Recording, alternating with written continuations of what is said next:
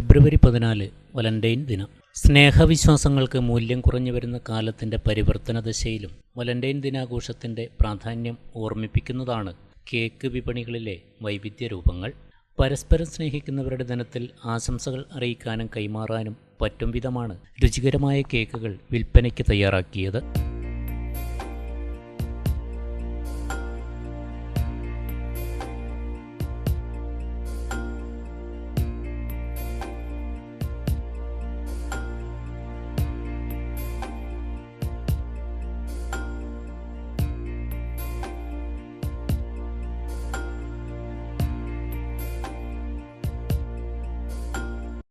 വസന്തകാലത്തിൻ്റെ മനസ്സ് തുറന്ന ആഘോഷമായിട്ടാണ് വലന്റൈൻ ദിനത്തെ കാണുന്നത്. റോമിൽ കത്തോലിക്ക സഭയുടെ അധികാരിയായിരുന്ന വലന്റൈനെ ട്രോഡിസ് ചക്രവർത്തി ജയിലിലടച്ചു. വിവാഹ നിരോധനം ലംഘിച്ച് പരസ്പരം ഇഷ്ടപ്പെടുന്നവരുടെ വിവാഹം നടത്തിയതിനായിരുന്നു ഈ ശിക്ഷ.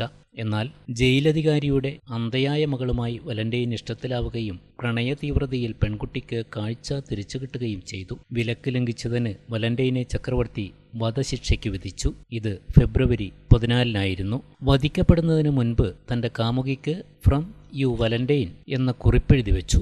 ഈ ദിനത്തിൻ്റെ ഓർമ്മയിലാണ് ഫെബ്രുവരി 14 വലന്റൈൻ ദിനം ആഘോഷിക്കുന്നത്. ഈ ഒരു ആഘോഷത്തിൻ്റെ പൊരുളറിഞ്ഞുള്ള കേക്കുകളുടെ നിർമ്മിതിയിലും വിൽപ്പനയിലുമാണ് കേക്ക് സ്റ്റുഡിയോകൾ ശ്രദ്ധിച്ചത്. ചെറുപുഴ ബസ് സ്റ്റാൻഡിന് സമീപത്തെ ലാവിനോ കേക്ക് സ്റ്റുഡിയോയിലാണ് വലന്റൈൻ ദിന സന്ദേശത്തിൻ്റെ മുദ്രകളിൽ ആകർഷകമായ കേക്കുകൾ വിൽപ്പനയ്ക്കായി ഒരുക്കിയത്.